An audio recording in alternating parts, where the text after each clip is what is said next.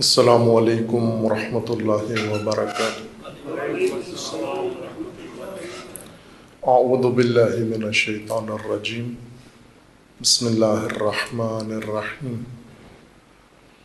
الحمد للہ والصلاة والسلام علی رسول اللہ وآلہ آل اللہ، واللعنۃ الدائمۃ علی اعدائہم وأعداء اللہ من یوم عداوتہم الی یوم لقاء اللہ، اما بعد، فقال امیر المؤمنین علی بن ابی طالب علیہ الصلاۃ والسلام،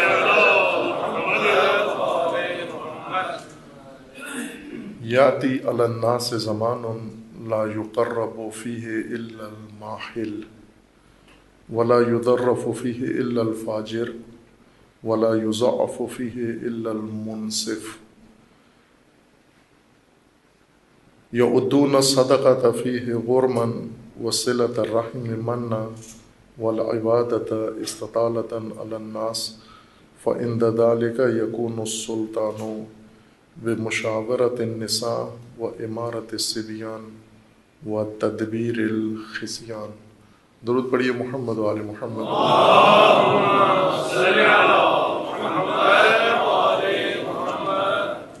امیر المومنین علیہ الصلاۃ والسلام کا فرمان گرامی نہج البلاغہ سے حکمت نمبر 102 آپ کی خدمت میں سرنامہ کلام قرار دیا ہے، جس میں امیر المومنین علیہ الصلاۃ والسلام کا فرمانا ہے، یاتی علی الناس زمان لا یقرب فیہ الا الماحل۔ عنقریب لوگوں پر ایک ایسا زمانہ آنے والا ہے جس میں سب سے زیادہ مقبول، محبوب، پسندیدہ شخص وہ ہوگا جو زیادہ چالاک، شاطر اور مکار انسان ہے۔ ولا یذرف فیہ الا الفاجر، یہ زمانہ جب آئے گا اس زمانے میں سب سے بڑا ہنرمند، سب سے بڑا آرٹسٹ، سب سے بڑا شاعر و باذوق انسان فاسق و فاجر ہوگا۔ ولا یضعف فیہ الا المنصف، اور یہ زمانہ وہ ہوگا جس میں انصاف پسند انسان اور انصاف کرنے والا اور انصاف کی بات کرنے والا کمزور ہوگا۔ یؤدون الصدقۃ فیہ غرما، اس زمانے میں رہنے والے لوگ صدقہ کو غرامت اور نقصان سمجھیں گے، گھاٹا سمجھیں گے۔ وصلۃ الرحم منا، اور صلہ رحمی کو یہ احسان جتلائیں گے۔ والعبادۃ استطالۃ علی الناس، اس زمانے کے لوگ عبادت کریں گے لیکن لوگوں پر فخر کرنے کے لیے، لوگوں پر تکبر و غرور اپنا بنانے کے لیے۔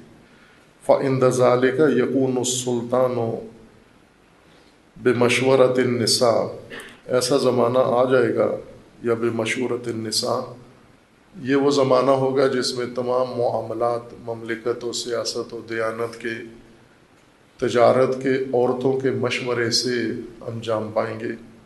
وامارۃ الصبیان، اور بچے بچپنے میں، جو لوگ بچپنے کی حد میں ہیں ان کی حکومت ہوگی۔ وتدبیر الخصیان، اور تدبیر، مدیریت، ایڈمنسٹریشن، یہ نامردوں کے ہاتھ میں ہوگی۔ امیر المومنین علیہ الصلاۃ والسلام نے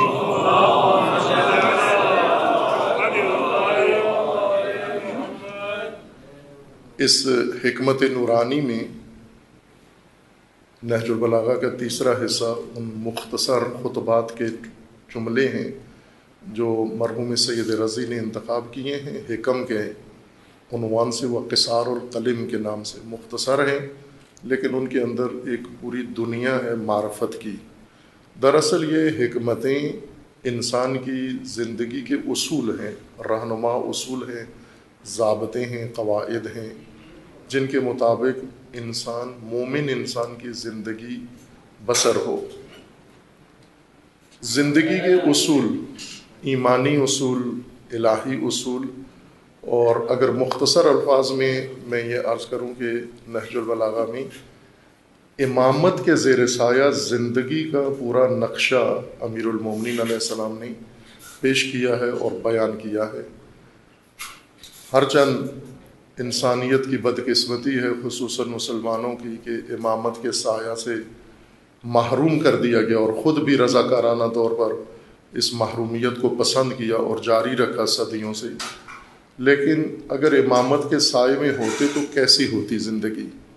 آج ہم امامت کے بغیر پاکستان میں ہم ہیں اور دیگر دنیا میں دیگر مسلمان ہیں، اور اپنی زندگیوں کا جائزہ لے رہے ہیں کہ کیسے ہو رہا ہے، ان کے ساتھ ہو کیا رہا ہے، یہ خود کیا کر رہے ہیں، ماحول کیا ہے ان کا، اخلاقیات کیا ہیں، قدریں کیا ہیں ان کے، اور معیشت کیسی ہے ان کی، سیاست کیسی ہے ان کی، مذہب و دین کیسا ہے، روابط ان کے کیسے ہیں، انسانی مقامات اور درجے ان کے کیا کیا ہیں۔ یہ سب وہ چیزیں ہیں جو آج بغیر امامت کے جتنے بھی نظام ہیں، خواہ وہ آمریت ہو، وہ جمہوریت ہو، وہ استبداد ہو، وہ مارشل لا ہو، وہ بادشاہت ہو، وہ دستوریت ہو، جتنے بھی سیاسی نظام ہیں ان کے زیر سایہ زندگی گزر رہی ہے، اور آج ہم اسے مشاہدہ بھی کر رہے ہیں اور بھگت بھی رہے ہیں۔ لیکن اگر امامت کا نظام ہوتا، فرض میں چلے جائیں ہم کہ امامت کا نظام ہوتا تو زندگی کیسے ہوتی، انسان کیسے ہوتے، ہم کیسے ہوتے، لوگ کیسے ہوتے، اڑوس پڑوس والے کیسے ہوتے، کاروبار کیسے ہوتا، تجارت کیسے ہوتی، عبادت کیسے ہوتی، سیاست کیسے ہوتی، تعلقات کیسے ہوتے۔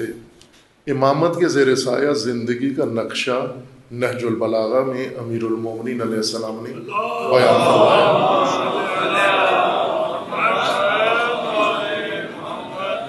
اور وہ جو ہم انتظار میں بیٹھے ہیں، انتظار کا معنی و تفسیر یہ ہم نے کر لیا ہے کہ ہم بغیر امامت کے رہیں، دیکھتے رہیں، انتظار کا مطلب دیکھتے رہیں، اور جس طرح پنجابی میں انتظار کا مطلب کیا جاتا ہے اڈیک، اڈیک ہی کہتے ہیں، اڈیکتے ہیں ہم، اڈیک میں ہیں، یعنی جو چیز نہیں ہو رہی ابھی تک ہم صرف نگاہ کر رہے ہیں کہ کب ہوگی۔ جیسے آغا صاحب نے اعلان کیا کہ مومنین کی اڈیک تھی ہمیں کہ آئیں، آج 22 مومنین کے ایصال ثواب کی مجلس ہے، ان کی ترحیم کی مجلس ہے، تکریم کی مجلس ہے، اور ان کے سوگوار خاندانوں کو تعزیت و تسلیت کہنے کے لیے مومنین نے آنا تھا، لیکن بیٹھے رہے اور آہستہ آہستہ آنا شروع ہو گئے۔ الحمدللہ انتظار ہم نے محرومیت کا دور گزارنے کا نام رکھا ہوا ہے، جبکہ ایسے نہیں ہے، یہ غلط تفسیر ہے انتظار کی۔ لیکن اس کے بعد ایک ظہور کا زمانہ ہے جس میں امامت کا ظہور ہوگا۔ امامت، ظہور کا مطلب بھی غلبہ ہے، پردے سے باہر آنا، چلمن سے باہر آنا نہیں ہے۔ ظہور کا مطلب غلبہ ہے۔ قرآن کریم میں بھی ظہور کا یہی معنی مراد لیا گیا ہے۔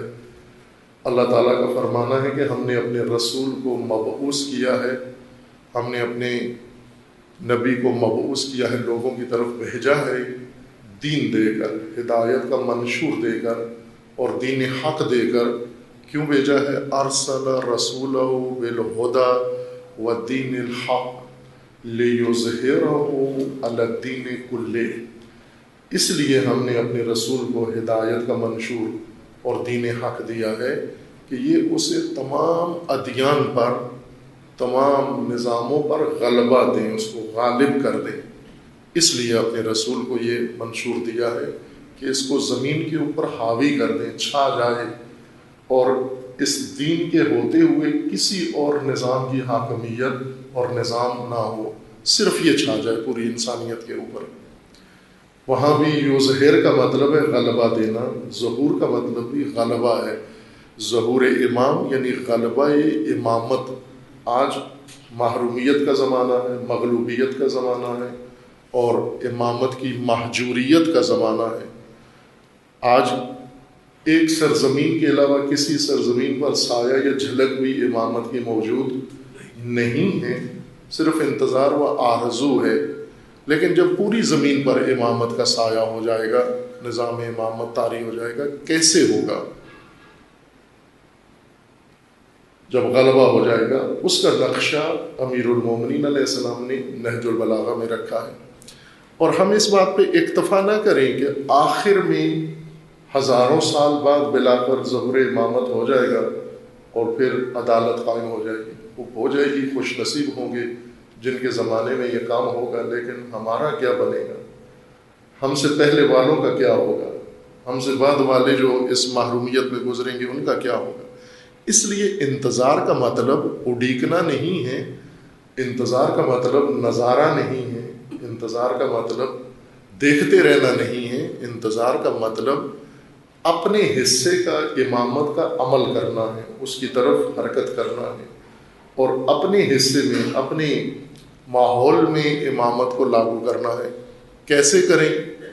امامت سے بعض اوقات چونکہ مومنین امامت کے نظریے کے معتقد ہوتے ہوئے سب سے زیادہ کنفیوز ہیں۔ آپ سروے کر کے دیکھ لیں، جتنے شیعہ امامت کے بارے میں کنفیوز ہیں اتنے کوئی اور نہیں ہیں۔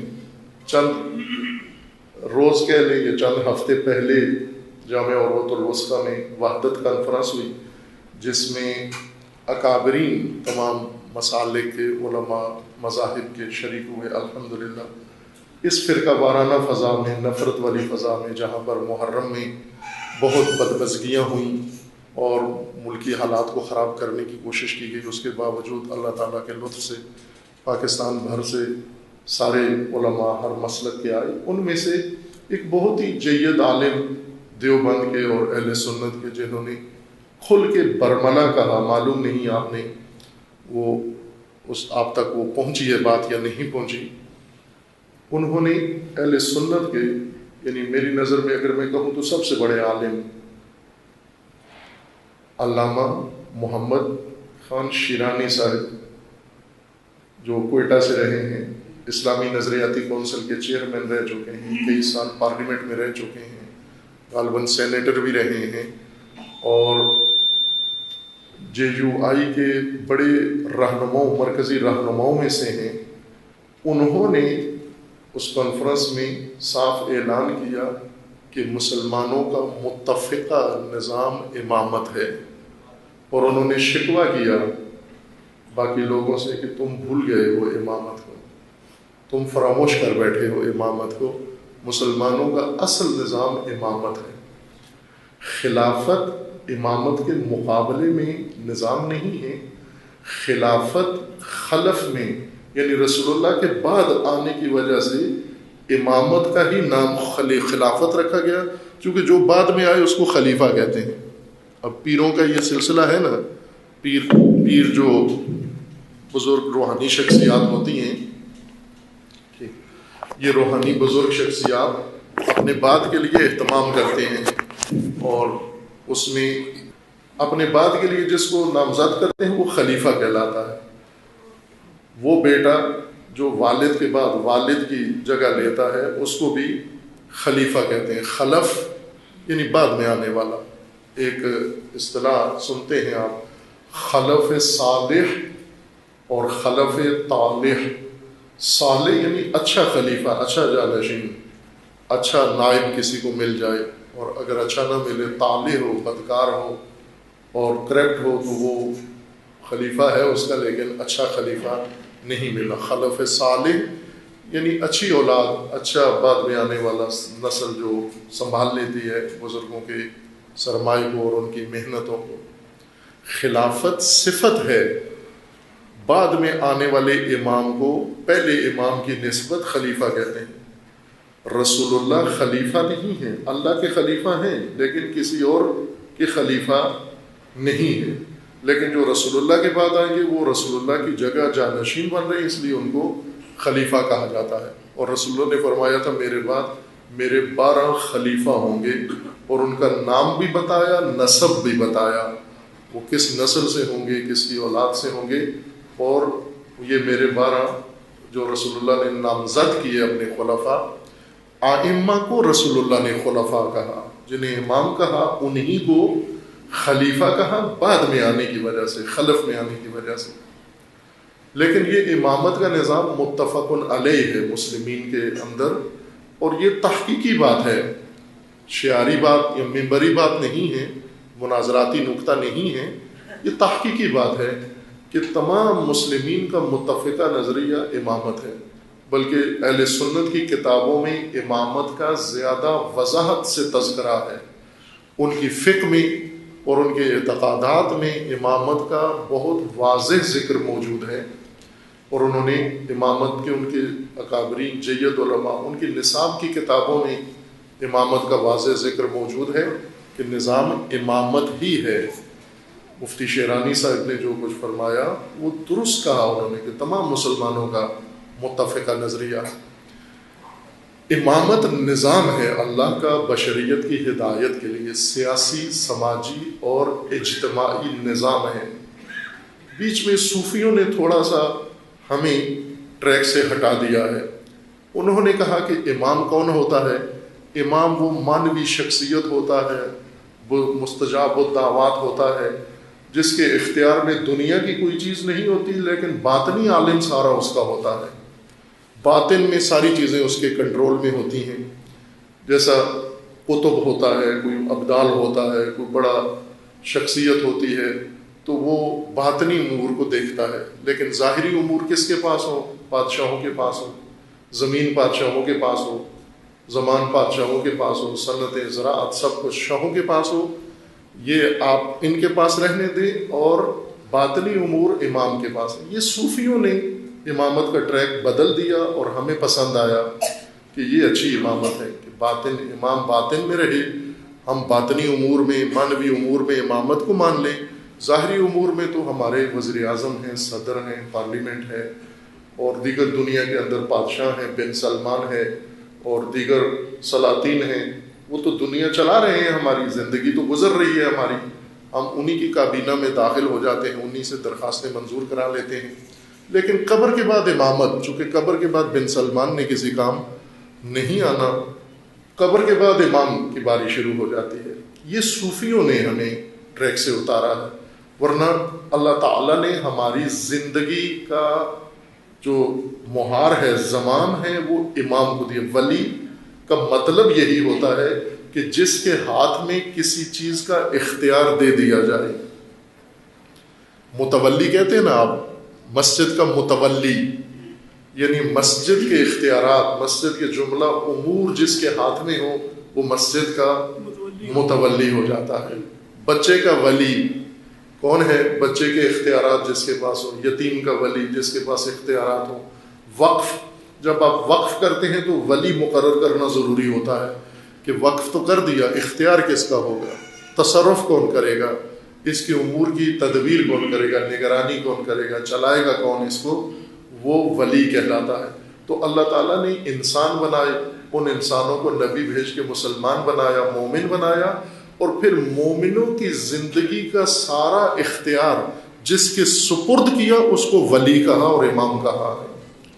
تمام امور آپ کی آئلی زندگی ہو، آپ کی انفرادی زندگی ہو، آپ کی معیشتی زندگی ہو، آپ کی تعلیمی زندگی ہو، آپ کا کاروبار ہو، آپ کے جملہ امور سارے جس ہستی اور جس اتھارٹی کو دے دیے گئے ہیں اسے امام کہتے ہیں۔ زندگی کا اختیار جس کے پاس ہے۔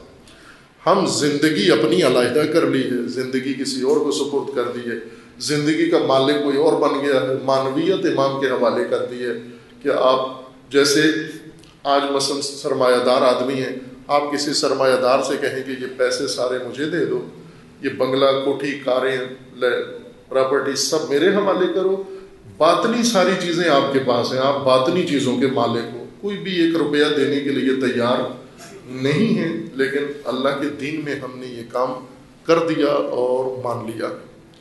امامت کا نظام قائم اگر ہو تو کیسا ہوگا، اور اگر ہم کریں تو کیسا ہوگا؟ ہم کر سکتے ہیں، ابھی کر سکتے ہیں، آپ نے کیا ہوا ہے، یہ برادری نظام تو قائم کیا ہوا ہے نا آپ نے، لاہور میں، پاکستان کے اندر، جمہوریت کے اندر آپ نے برادری سسٹم مرکز بنا لیا ہے، قومی مرکز، شیخ قوم کا مرکز آپ نے یہاں بنا لیا، بس بنا لیا نا، نہ جمہوریت رکاوٹ بنی، نہ آمریت رکاوٹ بنی، نہ اسٹیبلشمنٹ رکاوٹ بنی، نہ آپ نے کسی سے پوچھا، نہ علماء نے اعتراض کیا، کسی نے فتویٰ دیا اور ٹھیک کام کیا آپ نے، اپنی قوم کی فلاح و بہبود اور دینی امور کے نظم و نسق کے لیے آپ نے ایک برادری کا نظام قائم کر لیا. تو یہ دلیل ہے اس بات پر کہ اگر امامت کا بھی کرنا چاہیں، مرکز بنانا چاہیں تو بنا سکتے ہیں. اگر امامت کے پرچم کے نیچے بھی کچھ کرنا چاہیں تو کر سکتے ہیں. اب ایک کنفیوژن یہ ہے کہ کیسے ہوگا امامت کا نظام، کیسے ہوگا، اس میں ووٹ کس کو دیں گے؟ چونکہ ایک سب سے بڑی چیز ہمارے ہاتھوں میں ووٹ ہے، یہ کس کو دیں گے ہم؟ علی علیہ السلام نے نہج البلاغہ میں امامت کا پورا نظام ذکر کیا ہے. اب ظاہر پورا نظام تو نہیں آج میں بیان کر سکتا آپ کے پاس.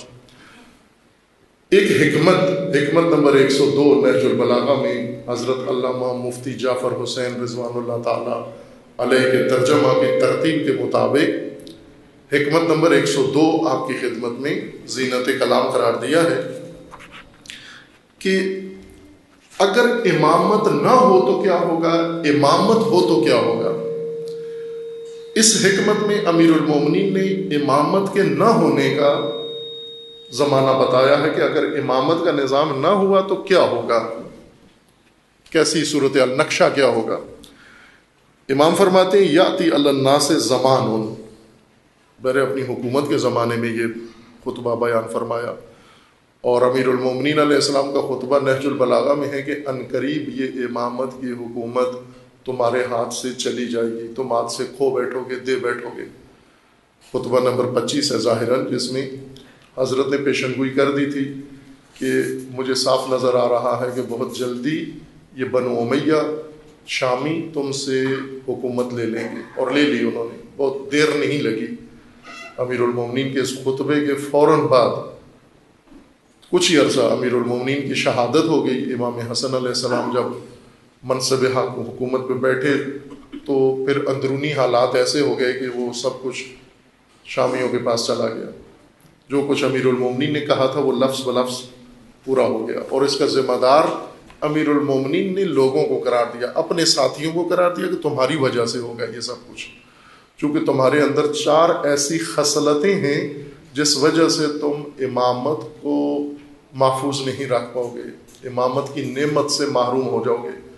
اور وہ خصائل جو تمہارے اندر ہیں وہ معاویہ کی حکومت کے ساتھ زیادہ جوڑ کھاتے ہیں، علی کی حکومت کے ساتھ ملتے جلتے نہیں ہیں. علی کی حکومت کے لیے تمہیں اور طرح کا اخلاق اپنانا ہوگا، تمہیں اور طرح کی زندگی اختیار کرنا ہوگی، تمہیں اور قسم کے اصول زندگی کے اپنانے ہوں گے. ابھی جو تمہارے چیزیں، حرکات، سکنات اور رجحانات ہیں، یہ معاویہ کے ساتھ زیادہ جوڑ کھاتے ہیں. تو لہٰذا عنقریب تمہیں اپنا مسانخ امیر مل جائے گا، اور ایسا ہی ہوا. پھر وہ امامت کا نظام ختم ہوا اور ملوکیت شروع ہو گئی. پھر اس کے بعد سے ٹریک پر واپس نہیں آئی. امامت والوں نے امامت کو جب حکومت لے لی انہوں نے، تو انہوں نے مانویت کی طرف رخ موڑ دیا امامت کا، کہ امام مانوی شخصیت ہوتی ہے، اور ہم کسی کی حکومت میں رہ کر بھی، ہم معاویہ کی حکومت میں رہ کر بھی امامت کا تقاضا پورا کر سکتے ہیں؟ نہیں کر سکتے. جب تک امام مسند حکومت پر نہ ہو امامت کا حق ادا نہیں ہوا. امام باقر علیہ السلام کا فرمانا ہے،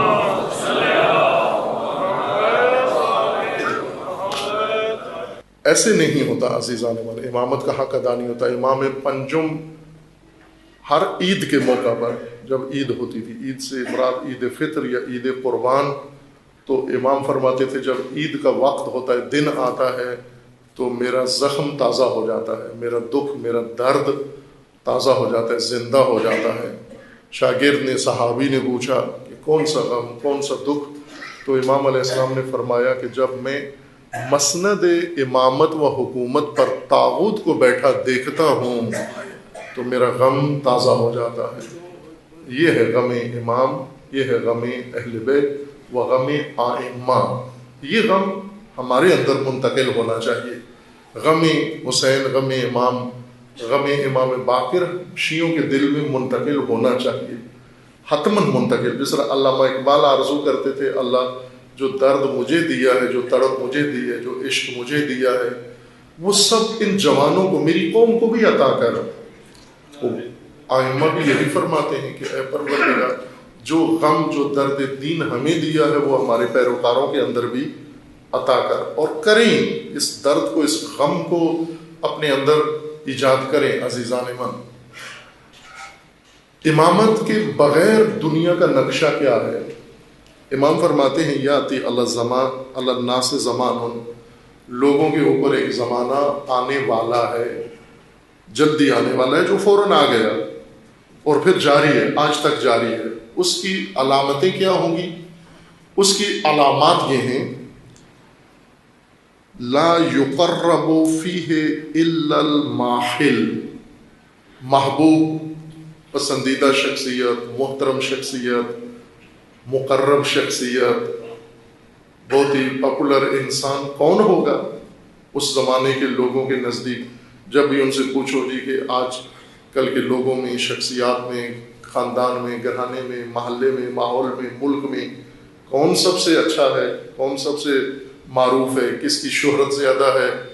امام فرماتے ہیں یہ وہ زمانہ ہوگا جس میں ماحل، میم الف ہے جیم والی، ماحل لام، ماحل سب سے زیادہ محبوب، مشہور، پسندیدہ اور مقبول انسان ہوگا۔ سب اس کی تعریفیں کرتے ہوں گے، کیا کہنے اس کے، لوگ اسی کو مانتے ہوں گے۔ ماحل قرآن کریم میں بھی استعمال ہوا ہے یہ لفظ۔ ماحل کا مطلب ہوتا ہے محل، مکر، چالاکی، دھوکہ، فریب۔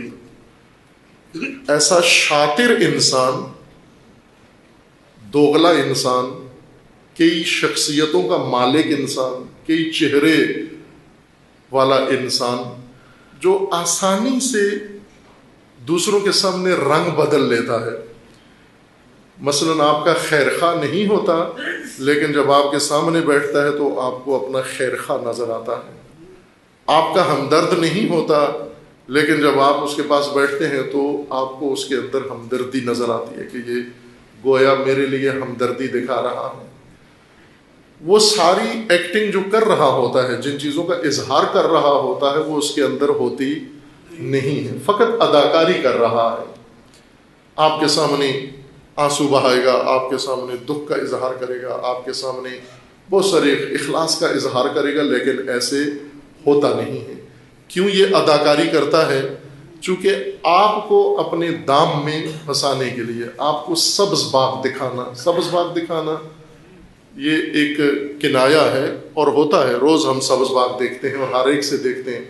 سب سے پہلے تو آپ کی حکومت نے آپ کو دیا، سبز باغ دکھایا کہ یہ جماعت آئے گی، مہنگائی ختم ہو جائے گی، ملک میں امن و امان قائم ہو جائے گا، تعلیم مفت ہو جائے گی، علاج معالجہ فری ہو جائے گا، روزگار اتنے کروڑوں میں مل جائے گا، گھر اتنے بنا کے دیں گے ہم آپ کو، اور اس کے بعد دنیا باہر سے آئے گی، یہاں پاکستان میں آ کے نوکریاں کرے گی، باہر کا سرمایہ پاکستان آ جائے گا، پاکستان سے بھاگے ہوئے پاکستانی سارے، یاد ہوگا نا 2 سال پہلے کی باتیں، پرانی تو نہیں ہے، یہ ممبر پر بیٹھ کر میں غلط بیانی تو نہیں کر رہا جی؟ ٹھیک باتیں ہیں نا؟ یہ کیا نا انہوں نے، کیا نا، یہ کیا تھا، یہ سارا کچھ ہوا۔ انہوں نے 1 کروڑ نوکریوں کا حوالہ دے کر کے دیں گے، 2.5 کروڑ روزگار خراب کر دیے، مہنگائی کنٹرول کریں گے، فلاں یہ کریں گے، مہنگائی آسمانوں سے۔ آج تو اچھے خاصے مالدار آدمی بھی گھبرا جاتے ہیں بازار میں جا کر، مارکیٹ میں جا کر خریداری کرتے ہیں۔ یہ سب کیا کہلاتا ہے؟ سبز باغ۔ آپ کو ایک سراب میں دھکیلنے کے لیے، صحرا میں دھکیلنے کے لیے سبز باغ دکھایا گیا ہے کہ ہم آپ کو لے کے جا رہے ہیں باغ میں، بڑا ہرا باغ ہے، سبز باغ ہے، اس کے اندر پھل ہیں، انگور ہیں، سیب ہیں، مالٹے ہیں، فلاں ہیں۔ ایسی تصویر بنائی انہوں نے کہ رال ٹپک آئی ہماری، اور ہم نے کہا چلو بھائی لے چلو ہمیں۔ اس کو سبز باغ دکھانا کہتے ہیں۔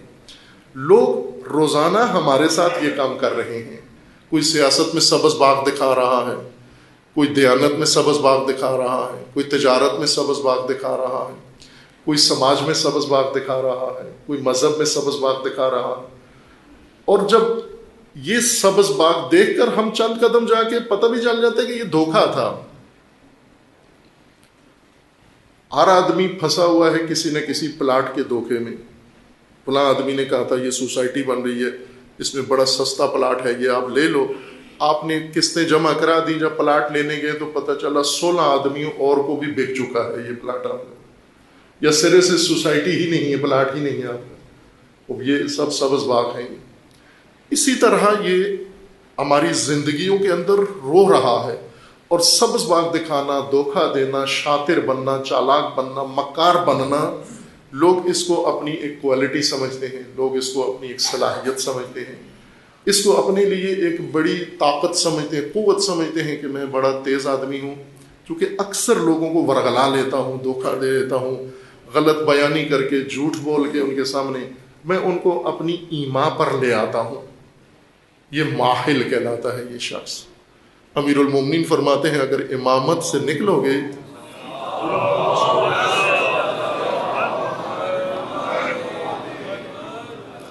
اگر امامت کا دامن چھوڑو گے تو آپ کے اوپر مسلط ہو جائیں گے ماحل, شاطر اور دھوکہ باز, ایسے افراد جو مکر کے ذریعے, فریب کے ذریعے آپ کی ساری دنیا و عاقبت و آخرت تباہ کر دیں گے.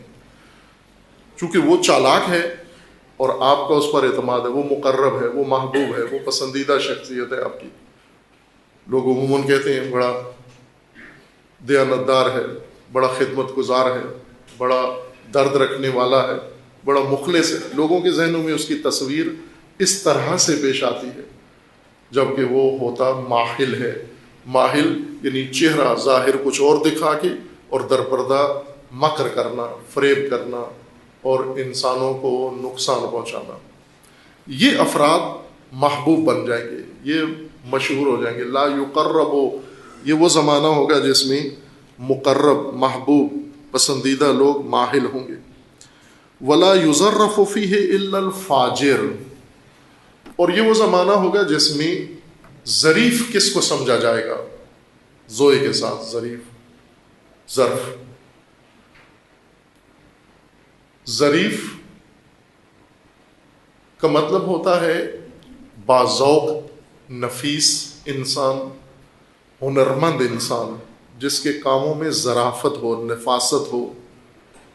ویسے تو گفتگو سارے کرتے ہیں, لیکن کوئی اچھا خطیب, اب مجھ جیسے تو بول لیتے ہیں, سارے بول لیتے ہیں, آپ کے بقول بور تو سارے کر لیتے ہیں, بورنگ گفتگو سارے کر لیتے ہیں, میں بھی کر لیتا ہوں. لیکن ظریف کون ہے؟ ظریف وہ ہوتا ہے جس کی خطابت میں لطافت ہو, نفاست ہو, اس کے اندر ایک ہنر موجود ہو, اس طرح سے کہ انسان کے ذوق کو پسند آئے. کھانے تو ہم کھاتے رہتے ہیں, لوہری صرف کھانا ہونا چاہیے, باقی نہیں دیکھتے کہ یہ کھانا کس فارمولے کا ہے یا کس چیز کا ہے. باقی کھانے کے زمرے میں آتا ہے تو پھر ٹھیک ہے, چلتا ہے, یہ کھا لیتے ہیں. لیکن جہاں لاہور کے اندر ہی کچھ ایسے باذوق لوگ ہیں کہ ہر کھانا نہیں کھاتے, ان کے کھانے کے لیے خاص ذائقہ چاہیے, خاص ٹیسٹ چاہیے, خاص پکوان چاہیے, پکی ہوئی خاص چیز چاہیے, فارمولہ چاہیے. جیسے یہ آپ کے بچے ہیں ابھی نئی نسل, یہ فاسٹ فوڈ کے علاوہ نہیں کھاتے, دیسی چیزیں, دیسی کھانے ہوٹل کے ہوں یا گھروں میں پکے ہوں, یہ وہی چیزیں کھاتے. البتہ یہ ظرافت کی وجہ سے نہیں, بلکہ یہ تو اور مشکل کی وجہ سے کھاتے ہیں. لیکن کچھ لوگ ہیں ظرافت ان کے کھانے کے اندر ہے, یعنی کوئی ہنرنمائی کھانا پکانے میں دکھائی گئی ہو. مٹھائی بنی ہے, ہر نہیں کھائے, ہر مٹھائی نہیں کھاتے, پہلے دیکھتے ہیں کہ اس کے اندر وہ ظرافت, وہ ذائقہ, مزہ ہے یا نہیں. ہر کام کے اندر دو کیفیتیں ہیں. ایک یہ ہے کہ آپ اس کو کر دیں بغیر ظرافت کے, نفاست کے اور بغیر ذوق کے, یعنی ذوق کا خیال رکھے بغیر میدے کے لیے کھانا بنائیں.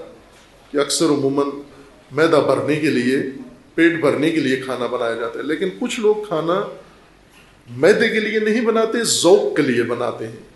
کھانا سجاتے ہیں, ذوق کو اچھا لگتا ہے کھانا پکاتے ہوئے, یا گھر بناتے ہیں. کچھ لوگ رہائش کے لیے گھر بناتے ہیں, کچھ ذوق کے لیے گھر بناتے ہیں. کچھ لوگ ایسے ہیں ان کے گھر کے اندر رہائش کی ہر چیز موجود ہے, لیکن دیکھتے ہوئے کوئی اتنا اچھا لگتا نہیں ہے. لیکن کچھ گھر ایسے ہیں باذوق آدمی اس گھر کے اندر جاتا ہے تو اس کی داد تحسین بے ساختہ نکل جاتی ہے. سبحان اللہ، کیا گھر بنایا آپ نے، کیا نفاست ہے، کیا نقشہ ہے، کیا ڈیزائن ہے، کیا میٹیریل ہے. اسی طرح ہر کام کے اندر مثلا لباس ہے، کچھ لباس لوگ پہنتے ہیں تن ڈھانپنے کے لیے جو اصل فلسفہ ہے لباس کا، لیکن کچھ ذوق کے لیے بھی لباس پہنتے ہیں. یعنی ان کے لباس پہننے کے اندر ایک ہنرنمائی بھی ہے. جب وہ لباس پہنتے ہیں خوبصورت دیکھتے ہیں لوگ تو تحسین کرتے ہیں، پوچھتے بھی ہیں کہاں سے لیا، کہاں سے سلوایا. یعنی آپ کے ذوق کو بھی انہوں نے تسکین پہنچائی ہے، اپنا مقصد بھی پورا کیا، تن بھی ڈھانپ لیا، اور آپ کے ذوق کو بھی انہوں نے معزوز کر دیا ہے. خوب یہ خصوصیت ظرافت کہلاتی ہے کہ جہاں پر انسان کے ذوق کو کوئی چیز بہا جائے تو جو شخص، یہ ظرافت ہے، یہ کیفیت، یہ خوبی، یہ صفت ظرافت کہلاتی ہے. اور جو شخص یہ طاقت، قدرت، علم، مہارت رکھتا ہو کہ ذوق کے مطابق اور اعلیٰ ذوق کی چیزیں بناتا ہو، اس کو ظریف کہتے ہیں. ظریف یعنی ایسی ظرافت والے کام کرنے والا انسان. ظرافت، باظرافت گفتگو، باظرافت تحریر، باظرافت عمل، باظرافت مکان، باظرافت کپڑا. ظرافت ہر چیز کے اندر، اور اچھی چیز ہے چونکہ اللہ نے انسان کو ذوق دیا ہے، اور اس ذوق کو آپ بجھائیں نہیں، مارے نہیں، اس ذوق کا تقاضا، خواہش پوری کریں. یعنی گھروں کے اندر یا زندگی کے اندر ذوق کو نظر انداز نہ کریں. یہ تقوی نہیں ہے، ذوق کو نظر انداز کر دینا. بعض اس کو تقوی سمجھتے ہیں کہ تقوی یہ ہے کہ ذوق کے مطابق کوئی چیز نہ بنے، ساری چیزیں بے ذوقی ہوں. نہ، ذوق اللہ تعالیٰ نے ایک نعمت کے طور پر ہمارے وجود کے اندر رکھا ہے، جس کی وجہ سے. اور ذوق کیوں ضروری ہے؟ نہ کہ کھانے، باورچیوں کی کھانے کی تعریف کے لیے، درزیوں کے کام کی تعظیم کے لیے، اور معماروں اور بڑھئی کی کام کی تعریف کے لیے ذوق نہیں رکھا، بلکہ اللہ نے ذوق ہمارے اندر اس لیے رکھا ہے چونکہ سب سے زیادہ اعلیٰ ظرافت اللہ کی صنعت کے اندر موجود ہے. ہمیں کائنات اسی صورت میں اچھی لگتی ہے جب ہمارے اندر ذوق ہو. اور اگر کائنات کا ذوق دیکھیں، یہ گھروں کے اندر اگے ہوئے پھول دیکھیں، پتے دیکھیں، پھل دیکھیں. یہی پھل جو آپ کے سامنے آتا ہے، کھاتے ہیں، اس پھل میں غذائیت ہے، اس میں مٹھاس ہے، اس میں ذائقہ ہے، سب کچھ ہے، لیکن اس کے اندر آپ کے ذوق کے لیے بھی بہت کچھ ہے. آپ کے پیٹ کے لیے بھی ہے پھل، لیکن ذوق کا سامان زیادہ ہے معدے کے سامان سے. آج کل مالٹوں کا موسم ہے، نارنگیاں کھاتے ہیں، کبھی اس کا کھول کے ذوق دیکھیں، اس کی بناوٹ دیکھیں، اس کی ترتیب دیکھیں، اس کا سنوارنا دیکھیں، اس کا سائز دیکھیں، اس کے اندر جو چیزیں موجود ہیں خوبصورتی، وہ ساری دیکھیں تو انسان کا کھانے کو جی نہیں کرتا. یہ جی کرتا ہے کہ اس کو کھول کے، سمجھ کے، دیکھ کے تحسین ہی کرتا رہوں کہ سبحان اللہ کیا بنایا ہے. اور ہر ذرہ کائنات کا اللہ کی اعلیٰ صنعت کی گواہی دے رہا ہے. ذوق اللہ تعالیٰ نے انسانوں کے اندر رکھا ہے. امیر المومنین فرماتے ہیں، میں جس چیز کو دیکھتا ہوں، ما رأیت شیئا، امیر المومنین فرماتے ہیں جب سے میں نے دیکھنا شروع کیا ہے اور اشیاء دیکھ رہا ہوں، آج تک کوئی شے ایسی نہیں دیکھی جس میں اپنے اللہ کو نہ دیکھا ہو. ما رأیت شیئا الا ورأیت اللہ فیہ، ہر شے دیکھی ہے اور اس شے میں اپنا رب دیکھا ہے. یہ رویت، یہ دید ذوق کی دید ہوتی ہے، توحیدی ذوق اگر ہو. اگر شرک کا شائبہ انسان کے اندر ہو تو پھر انسان کو ہر شے میں اللہ نظر نہیں آتا، پوری کائنات میں بھی نظر نہیں آتا، اپنے وجود میں نظر نہیں آتا. لیکن اگر ذوق مرا ہوا نہ ہو، ذوق اگر زندہ ہو تو اللہ کا جلوہ، اللہ کی آیات، اللہ کی نشانیاں قدم قدم پہ نظر آتی ہیں، ہر چیز میں نظر آتی ہیں. یہی چیزیں جو ہمیں بڑی ناگوار گزرتی ہیں، ان میں بھی اگر ذوق کے ساتھ دیکھیں تو آپ کو وہاں بھی جلوہ خدا نظر آئے گا. وہاں پر ظریف اس انسان کو کہتے ہیں جو ذوق کے مطابق، ذوق کی پسند کے مطابق کام کرتا ہو، انسانی ذوق کو تحسین پر ابھارتا ہو. آوازیں مختلف قسم کی ہیں اور شوق بھی ہوتا ہے لوگوں کو.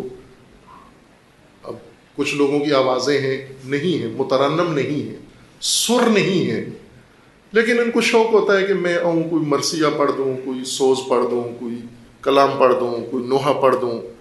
خلوت میں پڑھ لیا کریں، گھر میں پڑھ لیا کریں. ویسے جو باقی گانے گاتے ہیں یا اور کام کرتے ہیں، یہ حمام میں جا کے اپنا ذوق پورا کر لیتے ہیں، عوام کو اذیت نہیں کرتے. آواز ان جملہ امور میں سے ہے جو ذوق کو بہانی چاہیے. وہ آوازیں اللہ نے فراوان بنائی ہیں. بہت سارے لوگوں کو یہ نعمت آواز اللہ تعالیٰ نے دی ہوئی ہے، اور خوبصورت آوازیں ہیں ان کی. وہ پڑھیں تاکہ لوگوں کے ذوق کو جا کر چبھے، یہ چیز جا کر ذوق کو ٹچ کرے، اور ذوق نے ایک دفعہ کوئی چیز دریافت کر لی تو اس کے ہمراہ جو پیغام ہوتا ہے وہ بھی دل کے اندر اتر جاتا ہے. ذوق دل کی ایک صفت کا نام ہے، دل کا خاصہ ہے ذوق. یہ شعبہ دل کا ہے، معدے کا نہیں ہے. اور اگر ذوق کو کوئی چیز بہا جائے تو سمجھو دل میں ضرور جائے گی آپ کے. اگر کوئی انسان آپ کے ذوق کو اچھا لگ گیا، کوئی لباس آپ کے ذوق کو بہا گیا، اگر کوئی کلمہ کوئی جملہ آپ کے ذوق میں آ گیا تو سمجھو دل میں یقیناً آ جائے گا. اس لیے یہ خوبصورت آوازیں، اچھا پیغام اگر ان کے ساتھ دیا جائے، خوبصورت پیغام بھی ہو اور خوبصورت آواز بھی ہو، تو یہ پیغام کبھی آپ کے دل سے نکلے گا نہیں. نیند میں بھی آپ اس کو، غفلت میں بھی اور بے ساختہ بھی آپ اس کو دہراتے رہتے ہیں اس پیغام کو، چونکہ ذوق کے ہمراہ ہے. اور ذوق کے مطابق جو شخص کام کرے اسے ظریف کہتے ہیں، اسے آرٹسٹ کہتے ہیں، اسے ہنرمند کہتے ہیں. ظرافت ذوق کے مطابق کام کرنا ہے. امیر المومنین فرماتے ہیں جب لوگ مسخ ہو جائیں گے، جب امامت نہ ہو تو لوگ مسخ ہو جاتے ہیں، قومیں مسخ ہو جاتی ہیں، ان کے مزاج مسخ ہو جاتے ہیں، ان کی شخصیتیں مسخ ہو جاتی ہیں. مسخ ہونے کا مطلب یعنی جو اپنی ذات بدل دے. جیسے چیزیں خراب ہو جاتی ہیں، آپ نے لے کر گھر میں کوئی چیز رکھی تھی، وقت پہ استعمال نہیں کی، زیادہ وقت گزر گیا، جب دوبارہ دیر سے کھول کے دیکھا تو اس کی شکل ہی بدلی ہوئی تھی، اس کی ہر چیز بدلی ہوئی تھی. اب یہ پتہ ہی نہیں لگا کہ یہ وہ چیز ہے. آپ نے مثلا کیک لا کے رکھا تھا یا آئس کریم لا کے رکھی اور فریج میں نہیں رکھی، اس میں فریزر میں نہیں رکھی بلکہ الماری میں رکھ دی. اگر تھوڑی دیر کے بعد جائیں، آدھے گھنٹے کے بعد جائیں، 15 منٹ کے بعد جائیں تو وہاں آئس کریم نہیں ہوگی، کھائی بھی کسی نے نہیں ہے، بلکہ پگھل گئی، حالت بدل گئی، وہ ایک مائع میں بدل گئی. اس طرح انسان بھی ہیں، انسانوں کی بھی شخصیتیں مسخ ہو جاتی ہیں. یعنی شخصیتوں کے اندر رجحانات عادتوں کی وجہ سے اور رجحانات کی وجہ سے، رسومات کی وجہ سے، خرافات کی وجہ سے اور خواہشات کی وجہ سے، ہوس کی وجہ سے، شہوات کی وجہ سے انسان کی شخصیت مسخ ہو جاتی ہے. انسانی حالت اس کی ختم ہو جاتی ہے اور غیر انسانی حالت اس کے اندر پیدا ہو جاتی ہے. یہ مسخ ہے. امیر المومنین دراصل اس حکمت کے اندر یہ فرما رہے ہیں کہ جب امامت کا نظام سے لوگ نکلیں گے تو شخصیتیں ان کی مسخ ہو جائیں گی، اور مسخ شدہ لوگ ان کے اندر ہر چیز الٹی ہو جائے گی، ان کی قدریں الٹی ہو جائیں گی، ان کے اخلاقیات الٹے ہو جائیں گے. ان کے اندر باذوق کس کو سمجھا جائے گا؟ ظریف، ہنرمند، آرٹسٹ کون ہوگا؟ فاسق اور فاجر. فساق کو یہ ظریف سمجھیں گے. یہ سب سے بڑا مثلا ابھی آپ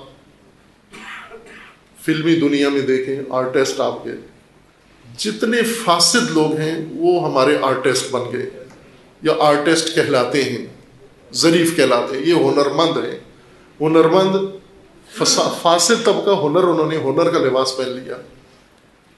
اب کوئی شریف خاندان کا آدمی اس ہنر کے قریب نہیں جاتا، کیونکہ فاسق، فاجر اور حد درجے کے گھٹیا لوگ ہنر کے اپنے سجا لیا ہے کہ یہ ہنرمند لوگ ہیں. پانڈ اور جگتی اور اس طرح کے کردار. اب یہ تو ہنر نہیں ہے، یہ تو مسخ ہے، انسان بھی نہیں ہے یہ شخص. ہنرمند کون ہے؟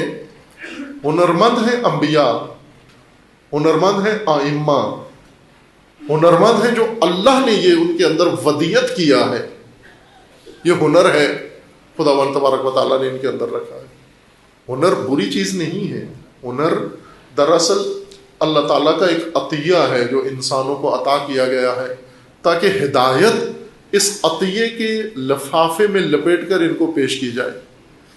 ہدایت کو اگر خوبصورت ہنر کی زبان میں پیش کیا جائے، وہ ہنر سمعی ہو، دکھنے والا ہو، وہ ہنر سننے والا ہو، وہ ہنر لمس کرنے والا ہو، یہ سب ہنر کی کارکردگیاں ہیں۔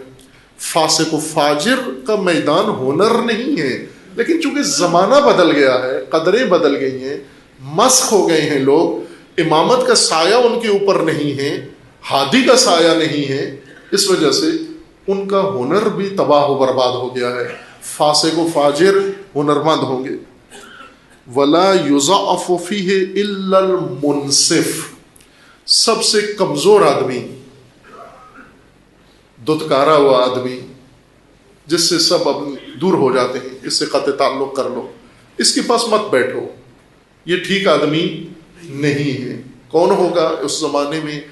انصاف پسند انسان، جو ہمیشہ انصاف کی بات کرتا ہے، حق کی بات کرتا ہے۔ اپنے گھر میں ہو، گھریلو مسئلہ ہو، تو وہ کسی کو برادری کی وجہ سے، رشتہ داری کی وجہ سے اور قرابت کی وجہ سے، مفاد کی وجہ سے فیور نہیں دیتا، حمایت نہیں کرتا۔ وہ یہ دیکھتا ہے کہ حق بجانب کون ہے، صحیح کون کہہ رہا ہے، غلطی پہ کون ہے۔ لیکن برادری سسٹم میں یہ نہیں ہوتا۔ قدیم زمانے میں بھی برادری نظام تھا، قبائلی نظام۔ اس قبائلی نظام میں ان کا شعار یہ تھا، کونوا اونا لاخیک، یا کن اونا لاخیک، اپنے بھائی کے مددگار بنو، اپنے بھائی کے معاون بنو، اپنے بھائی کے طرفدار بنو۔ بھائی سے مراد یعنی اپنی برادری کے بندے کے حامی بنو۔ یہ مت دیکھو کہ یہ ظالم ہے یا مظلوم ہے۔ جہاں بھی پہنچو، اگر چونکہ یہاں پر شیخ برادری زیادہ ہے، مثال حاضرین کی دینی چاہیے، غائبین کی مثال اگرچہ پسندیدہ ہوتی ہے لیکن مفید نہیں ہوتی۔ اگر شیخ برادری سے کوئی مومن کہیں چلا جائے، حج پہ چلا جائے، زیارت پہ چلا جائے، کاروبار میں چلا جائے، مارکیٹ میں چلا جائے، دکان میں ہو، اور وہاں پر معاملہ دو بندوں کے اندر بن جائے، کوئی اختلاف پیدا ہو جائے، ایک شیخ برادری کا ہو، ایک دوسری برادری کا ہو، خوب وہاں پر آپ نے اگر یہ دیکھا کہ یہ میری اپنی برادری کا بندہ ہے، یہ شیخ برادری کا بندہ ہے، یہ خاندان کا بندہ ہے، یہ اپنے قبیلے کا بندہ ہے، اس کی حمایت کرنی چاہیے، اور اگر بول پڑے اس کی حمایت میں، آپ برادری میں بڑے ہیرو بن جائیں گے۔ بڑے اچھے آدمی، کیا کہنا جی، بڑے اچھے آدمی ہیں، یہ پہنچ آئے، انہوں نے آ کر اپنے بھائی کی مدد کی، اس کے تعاون کیا، اس کے ساتھ اسے بچایا، اسے فلاں کیا۔ یہ بڑا احترام کیا جاتا ہے اس شخص کا، کہ جو برادری کی بنیاد پر اپنی برادری کے کسی فرد کو حمایت دے کسی جگہ، خصوصاً کسی مشکل جگہ پر۔ لیکن اگر یہ جا کر دیکھے کہ حق بجانب کون ہے، باطل پہ کون ہے، انصاف کیا ہے یہاں پر، اور اگر اس نے کہہ دیا کہ جناب آپ میرے برادری کے ہیں، بھائی ہیں، عزیز ہیں، مومن ہیں، بڑے آپ میرے لیے محترم ہیں، لیکن اس بات میں آپ حق بجانب نہیں ہیں، اس بات میں وہ دوسری برادری کا بندہ یا دوسرا غیر شیخ برادری کا بندہ وہ صحیح کہہ رہا ہے۔ اب یہ بات کر کے آپ تجربہ دیکھیں، یہ بات مارکیٹ میں کر کے پھر گھر آئیں، آپ پھر قبیلے میں آئیں، کیا کہا جائے گا آپ کو؟ اس جیسا نکما آدمی اور کوئی نہیں ہوگا، بڑا بے وفا نکلا ہے، بڑا خراب آدمی نکلا ہے، اس سے تو بات ہی نہیں کرنی چاہیے، اس کے اندر تو شعور ہی نہیں ہے، یہ وہاں جا کر دوسرے بندے کو حمایت کر کے آ گیا ہے۔ اس لیے یہ تجرباتی بات ہے، اب تجربہ آپ کا ہوا ہوگا، کبھی آپ نے اگر انصاف کی بات کی ہو، انصاف کی بات کر کے مسخ شدہ لوگوں میں آئیں، وہ کبھی آپ کی تعریف نہیں کریں گے کہ آپ نے بہترین کام کیا، بلکہ ہمیشہ آپ کی سرزنش کریں گے کہ یہاں پر تو آپ کو اپنے بندے کی حمایت کرنا چاہیے تھی، آپ انصاف کی حمایت کر کے آگے، آپ حق کی حمایت کر کے آگے، آپ کو حق دوسروں میں ہی نظر آتا ہے، آپ کو حق اپنی قبیلے میں نظر نہیں آتا، اپنی برادری میں نظر نہیں آتا، اپنے بھائی میں نظر نہیں آتا، اپنے رشتہ داروں میں نظر نہیں آتا، آپ کو حق ہمیشہ باہر نظر آتا ہے، اس انسان کو کمزور کر دیتے ہیں، بدنام کر دیتے ہیں، ضعیف ہو جاتا ہے، اس کی کوئی بات نہیں سنتا۔ جو انصاف پسند ہو، یہ مسخ شدہ بغیر امامت کے معاشرے کی باتیں امیر المومنین علیہ السلام فرما رہے ہیں۔ اگر امامت کا نظام نہ ہوا، اگر امامت نہ ہوئی تو لوگ انصاف پسند کو، انصاف کہنے والے کو، انصاف کرنے والے کو کمزور سمجھتے ہیں، کمزور کر دیتے ہیں، علیحدہ کر دیتے ہیں۔ اپنے بھائی کے ساتھ کھڑے ہو، آپ اپنے رشتہ دار کے ساتھ کھڑے ہو، انصاف کے ساتھ کھڑے ہوئے گا۔ اور امامت میں وہ دوسرا چیپٹر ہے اس کا، یہ بغیر امامت کے معاشرہ ہے۔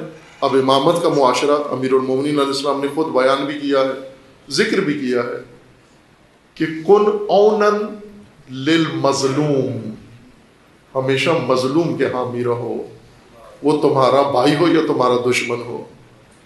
اگر مظلوم ہے اس کے ساتھ کھڑے ہو جاؤ، نہ کہ بھائی کے ساتھ۔ یہ جاہلیت کی قدریں ہیں۔ ہمیشہ انصاف کے ساتھ کھڑے رہو، ہمیشہ حق کے ساتھ کھڑے رہو۔ اگر حق کی حمایت نہیں کر سکتے، اس مارکے میں قدم ہی نہ رکھو، کیونکہ ظلم کراؤ گے، جرم کراؤ گے جا کر، جب حق کو چھوڑ کر کسی اور کی حمایت تم نہیں کر دی۔ یؤدون الصدقۃ فیہ غرما، امیر المومنین فرماتے ہیں کہ یہ وہ زمانہ ہوگا جس میں صدقہ دینا، صدقہ سے مراد یعنی راہ خدا میں دیا ہوا مال، کوئی مال بھی راہ خدا میں دو، اسے صدقہ کہتے ہیں۔ زکوٰۃ بھی صدقہ ہے، خمس بھی صدقہ ہے۔ ہمارے ہاں یہ جو ہم ویسے سفر کے وقت یا بیماری کے وقت کسی منت نظر کے تحت دیتے ہیں، اس کو صدقہ کہتے ہیں، اور دوسرا مال ہے اس کو خمس کہتے ہیں، اس کو زکوٰۃ کہتے ہیں۔ نہ، صدقہ ہر وہ مال جو انسان اپنے ایمان کی صداقت کے ثبوت کے طور پر اللہ کی راہ میں دیتا ہے، وہ صدقہ کہلاتا ہے۔ دوبارہ کہہ دوں میں، توجہ کر لیں آپ، صدقہ ہر وہ مال جو آپ نے اللہ پر اپنے ایمان کی صداقت کے ثبوت کے طور پر دیا ہے کہ میں نے اگر اللہ پہ ایمان رکھا ہے تو میں صادق ہوں، سچا ہوں اس میں، اور میری سچائی کی علامت یہ ہے کہ میں راہ خدا میں اپنا مال اٹھا کے اللہ کی راہ میں دے رہا ہوں۔ یہ دلیل ہے کہ میں مومن ہوں، میں صداقت رکھتا ہوں۔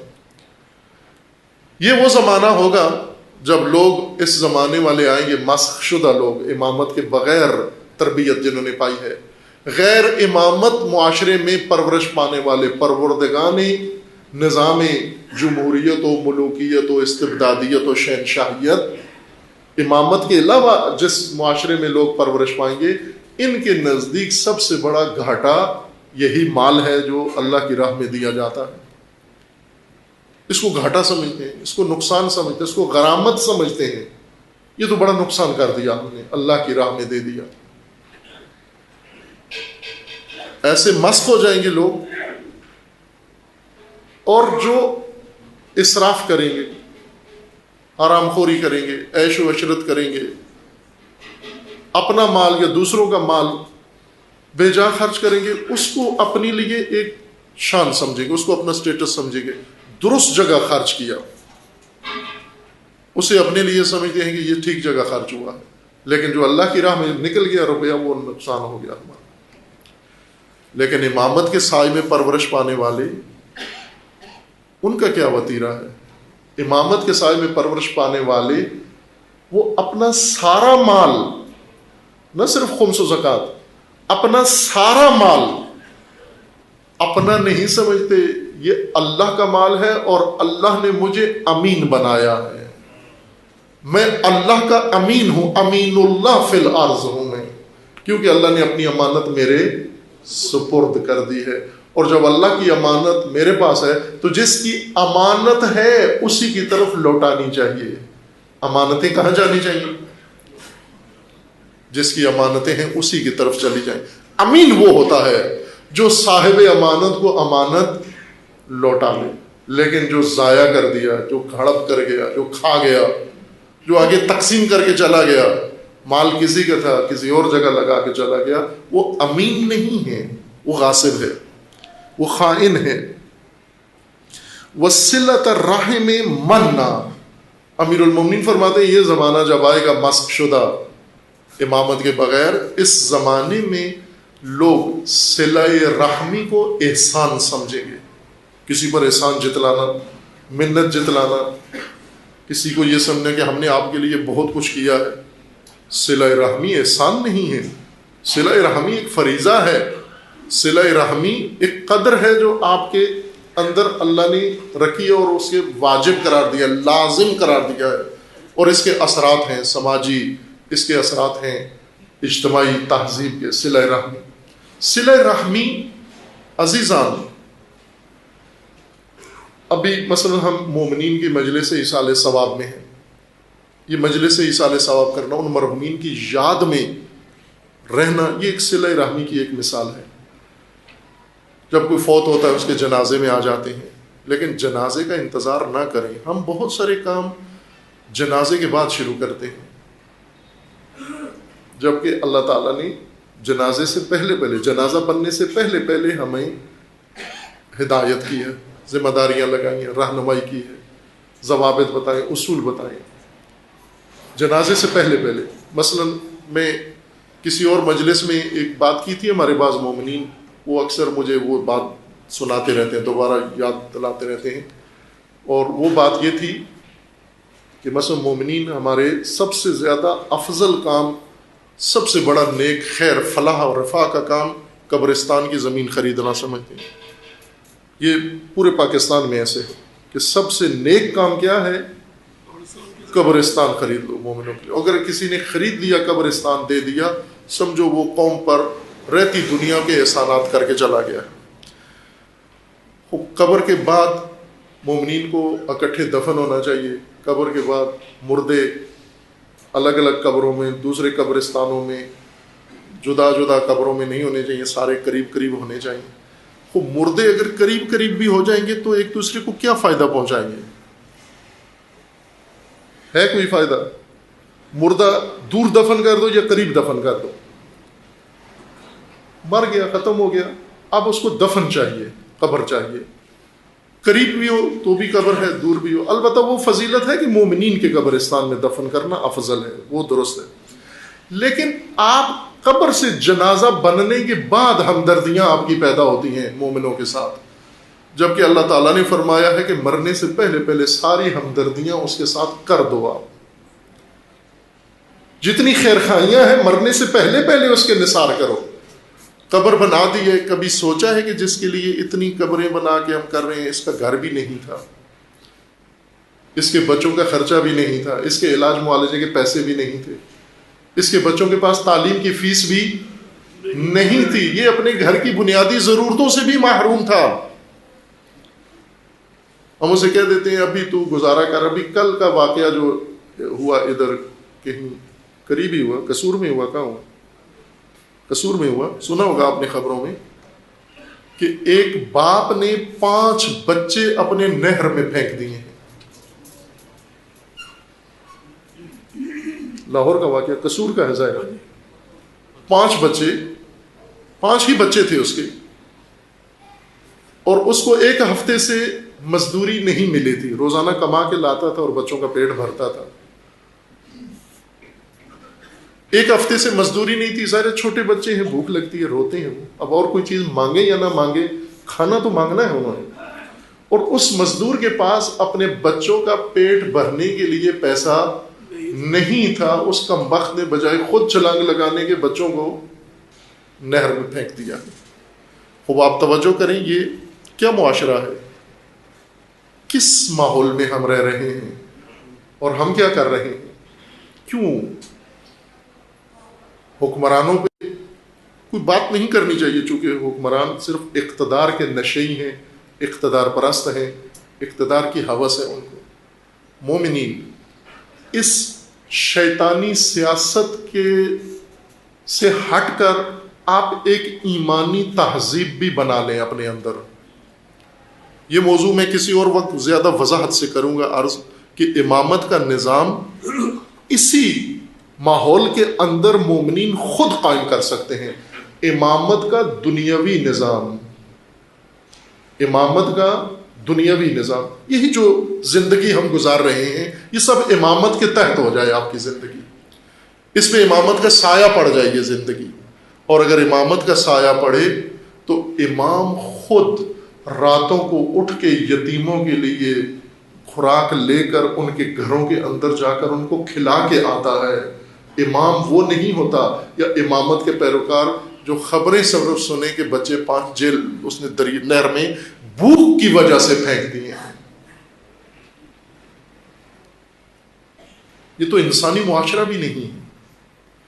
کیا اس مزدور کے اڑوس پڑوس میں انسان نہیں تھے، مسلمان نہیں تھے، اس شہر میں اس کے رشتہ دار نہیں تھے، اس کے پڑوس میں علماء نہیں تھے، مسجد نہیں تھی؟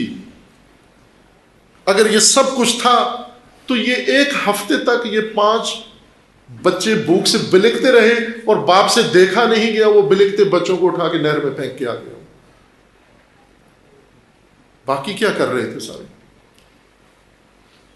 ابھی ممکن ہے کچھ سارے اس باپ کو ہی بلیم کرتے کہ مجرم ہے، بہت بڑا مجرم ہے، جہنمی ہے یہ باپ جس نے 5 بے گناہ پھینک دیے.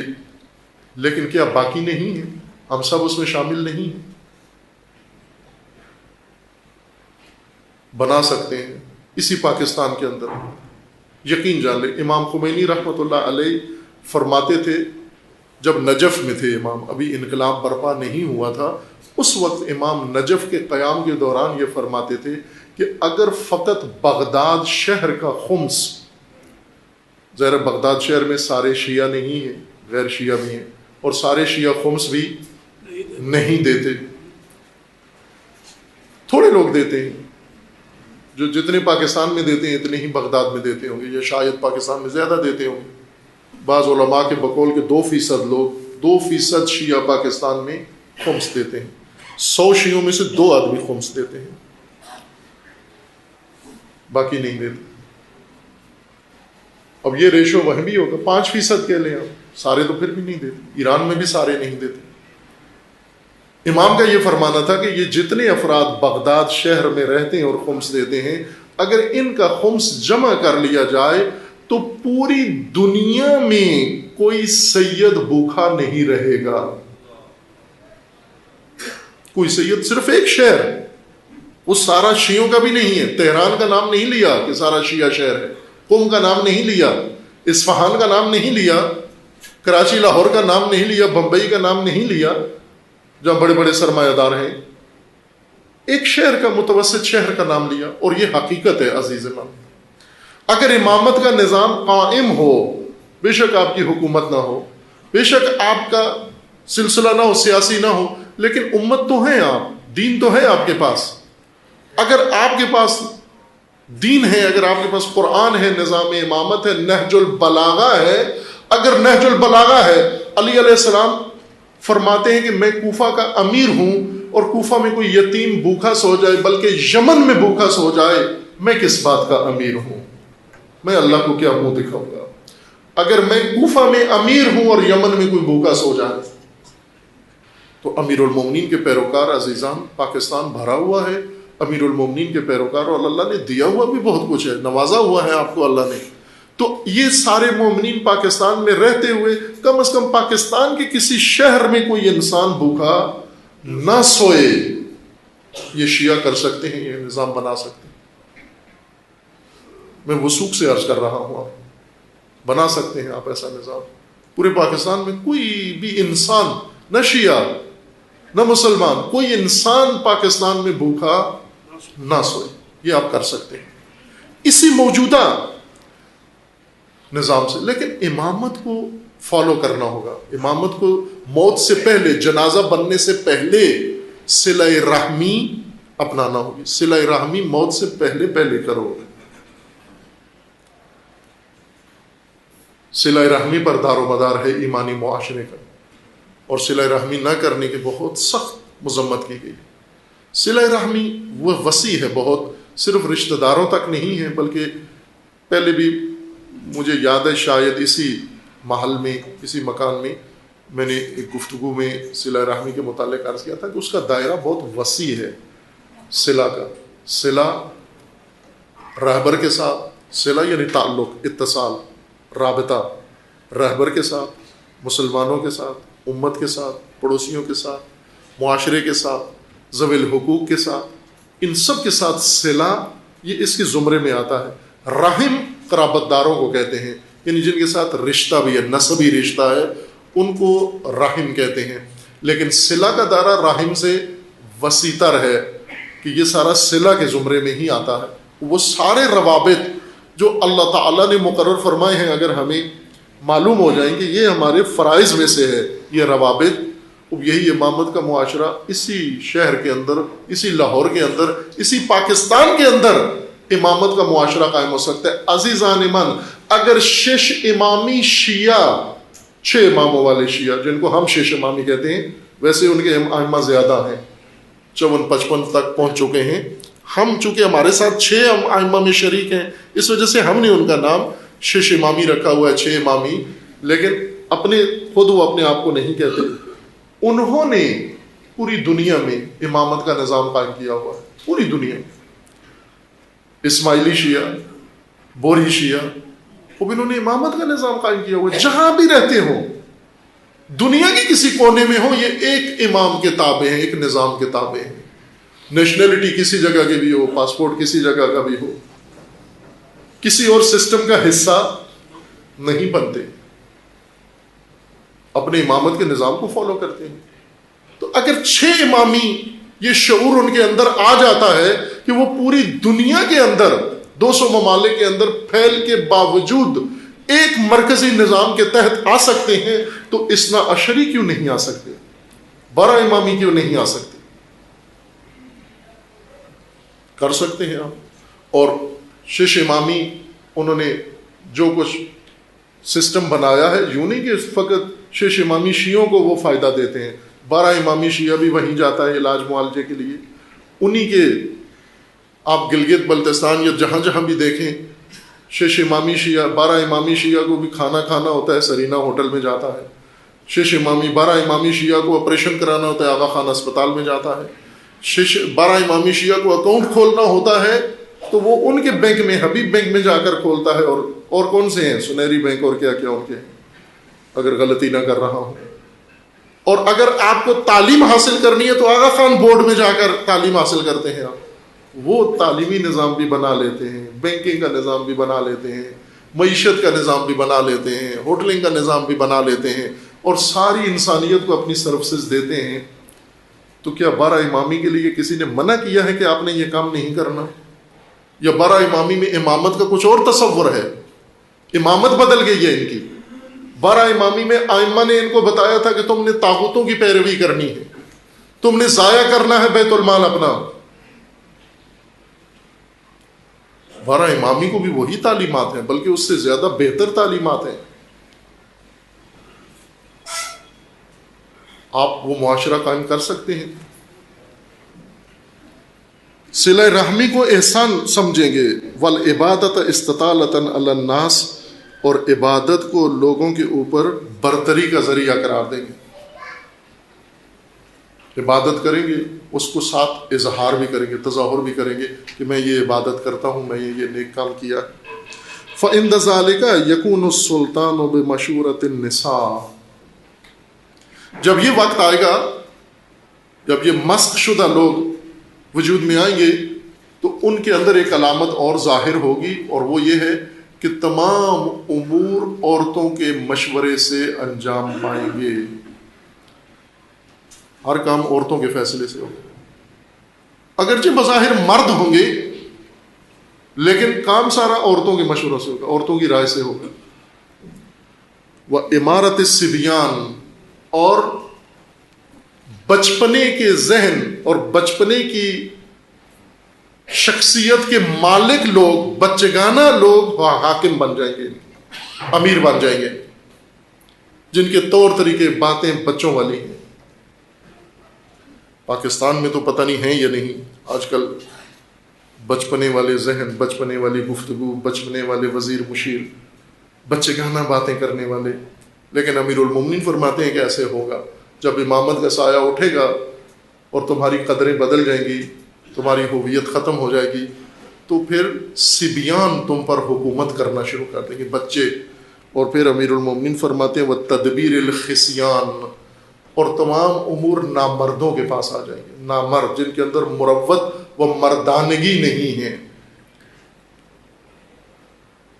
خصیان خسی کی جمع ہے، پلورل ہے، یعنی نامرد جن کے اندر سے مردانگی ختم ہو چکی ہے، یہ تمہارے مدیر بن جائیں گے، یہ تمہاری بیوروکریسی بن جائے گی، یہ تمہارے ایڈمنسٹریٹر بن جائیں گے، یہ تمہارے مینیجر بن جائیں گے، یہ تمہارے پلانر بن جائیں گے.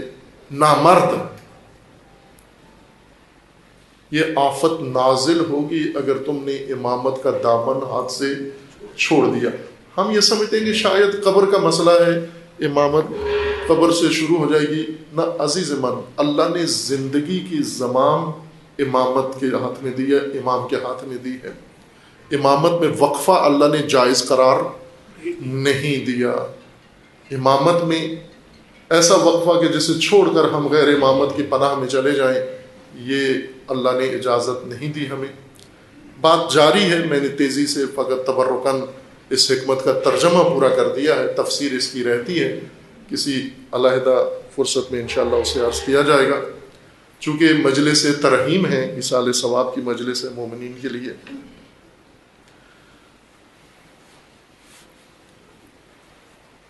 عزیزان، ہم مستند دین کو عادت بنائیں. جس طرح آپ جعلی نوٹ پسند کرتے ہیں، لیتے ہیں جعلی نوٹ.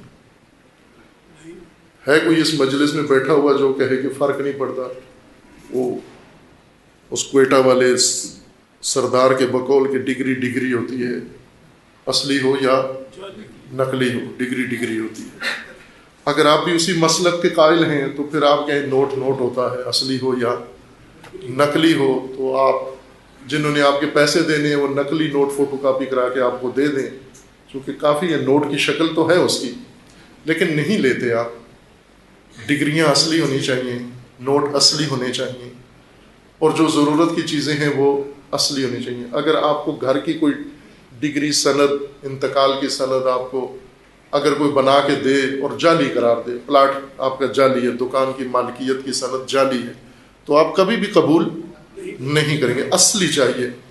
ہم دکانوں کی سندیں اصلی مانگتے ہیں، نوٹ اصلی مانگتے ہیں، ڈگریاں اصلی مانگتے ہیں، چیزیں اصلی مانگتے ہیں. رسیدیں، کاروبار کرتے ہو آپ، رسیدیں کاٹتے ہو، دیتے ہو، تو رسیدیں اصلی چاہیے. نقلی رسیدوں کو آپ قبول نہیں کرتے، اور اگر ان میں کوئی نقلی چیز آ گئی تو نقصان ہوگا، زیادہ سے زیادہ مالی نقصان ہوگا. عزیز من، تو پھر دین میں اصلی کیوں نہیں طلب کرتے؟ اصلی سند کیوں نہیں مانتے؟ مستند دین کیوں نہیں مانتے؟ دین میں ہر نقلی چیز پہ خوش کیوں ہو جاتے ہیں؟ جعلی نوٹ لینے کے لیے تیار نہیں ہو، جعلی بات سننے کے لیے تیار ہو جاتے ہیں، جعلی قصہ سن لیتے ہو، اس کو اپنا دین سمجھ لیتے. عادتیں بدل دو اپنی. مستند چیز، ہر چیز مستند ہو، نقلی کسی پر اکتفا نہ کرو، اور ہر چیز کو پہلے اس کی رسید لو. جس طرح کاروبار میں کرتے ہو آپ لوگ، گواہی لو، اصلی سند لو، ڈگری لو، اصلی چیز دو، اصلی نوٹ دو. یہ جعلی نہیں چلے گا. سب سے پہلے دین سے، وہ جو دنیا میں اپنے اصول بنائے ہوئے ہیں وہ دین میں لاگو کرو، وہ دین کے اندر لاگو کرو کہ اصلی سند کے ساتھ بات چاہیے. یہ دین ہے، سند بتاؤ، دلیل بتاؤ اس کی. اور سب سے اہم یہ اعزاز فخر ہے ہمارا کہ اللہ تعالیٰ نے ہمیں محبین حسین میں سے قرار دیا. یہ بہت بڑی نعمت اعزاز ہے. آپ ابھی شاید اندازہ نہیں کر سکتے. انشاءاللہ جب محشر میں اللہ کی بارگاہ میں حاضر ہوں گے، اس دن آپ کو یہ حب حسین نظر آئے گی آنکھوں سے. یہ کیا آپ کو اثر دکھا رہی ہے عزیزان. اور یہ تو کم از کم اصلی ہونی چاہیے ہمارے پاس. اس میں نقلی چیزیں زیادہ آگے ہیں، دور لے گئے ہیں بات کو، کہیں سے کہیں لے گئے ہیں.